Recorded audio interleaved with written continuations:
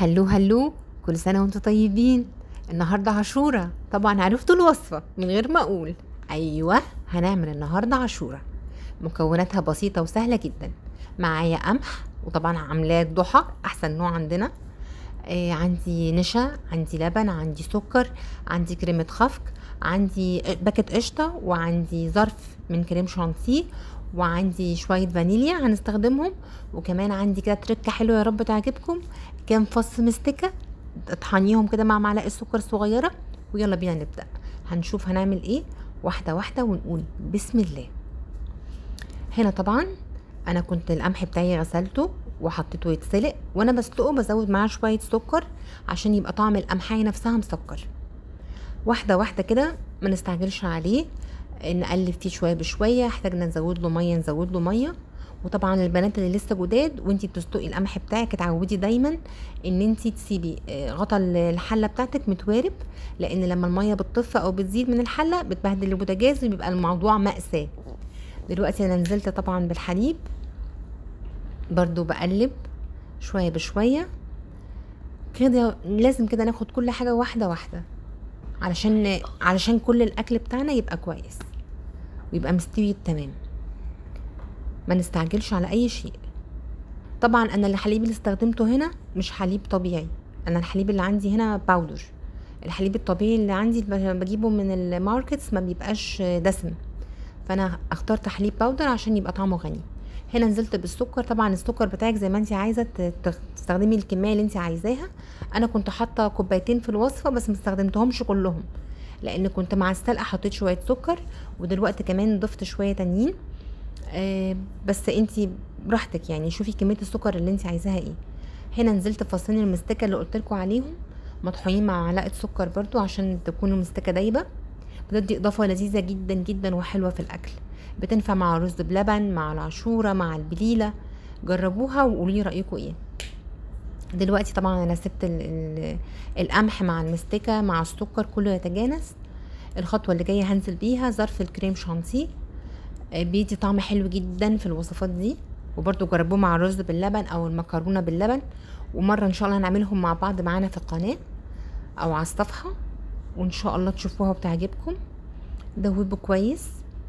معلش نطول بالنا في الخطوات دي، هتاخد وقت شوية، بس كل حاجة كده ما تكون على الهادي بتدينا النتيجة المضمونة. دي بقى كريمة خفق، دي حبيبة قلبي. انا بستخدمها في وصفات كتير جدا هتشوفوها معايا في الايام اللي جايه. مع بشاميل تلاقي، مع رز بلبن اوكي، مع عاشوره، مع كريم كراميل، مع حاجات كتيره جدا. حلو وحادق، وعلى فكره بحبها اكتر من الكريمه بتاعه الطبخ العاديه، دي كريمه الحلويات. دلوقتي انا هنزل بباكت قشطه. محدش بقى يقول لي يا مرمر الدايت ويا مرمر دي كده هتكون دسمه. انتوا لو تلاحظوا انا ما حطيتش زبده وما حطيتش اي منتجات دهنيه، بس انا كل الحاجات دي بحطها مع الوصفه عشان خاطر زي ما قلت لكم الحليب مش دسم قوي. لكن طبعا حليب اللي عندكم في مصر اكيد هيبقى احسن وهيبقى فيه ليه وش قشطه يجنن. فكل واحده بالمتاح عندها، انا مش بجبركم على اي شيء. واحده واحده احنا كده مع بعض.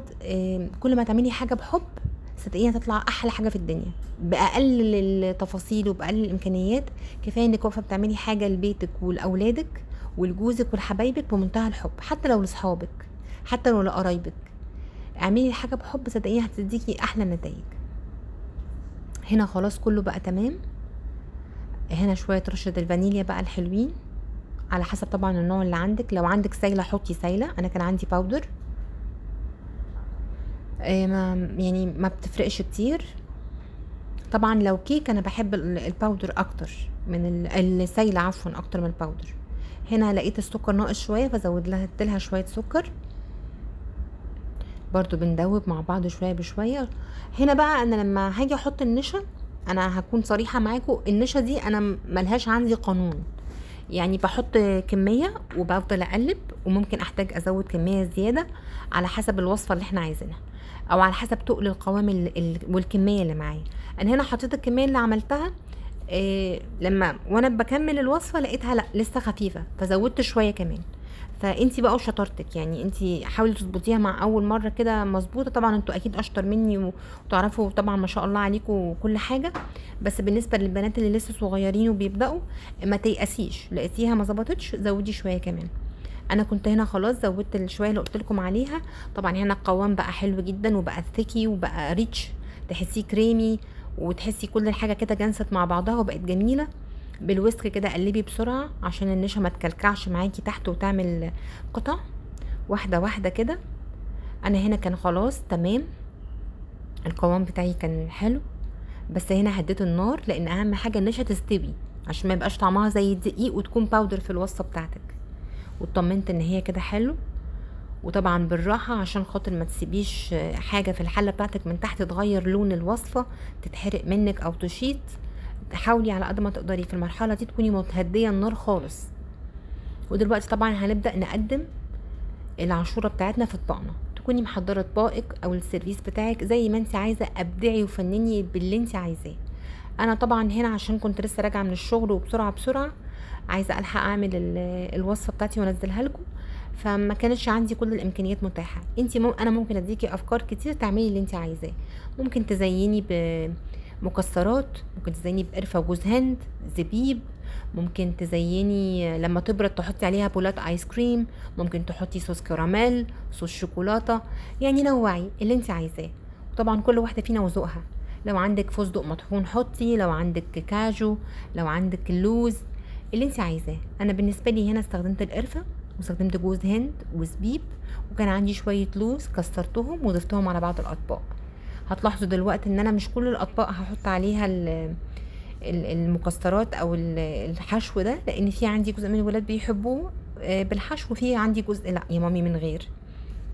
فدي بتاعتك انتي وشطارتك بقى.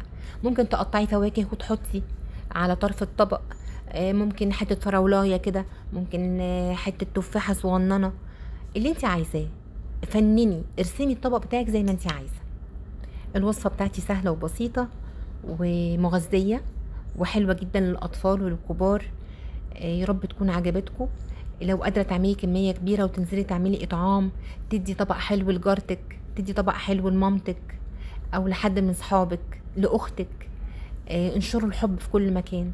ويا ريت ما ننساش ندعي لاخواتنا في فلسطين وفي السودان. كل سنه وانتم طيبين. يا رب تكون وصفه خفيفه ولطيفه وما اكونش طولت عليكم. معلش انا باخد وقت شويه في التزيين، بس والله كان نفسي احمل لكم حاجات اكتر. وزي ما قلت لك انتي وذوقك.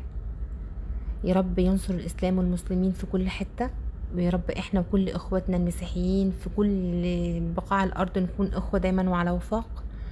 بحبكم جدا. خدوا بالكم من بعض واشوفكم على خير في وصفه جديده.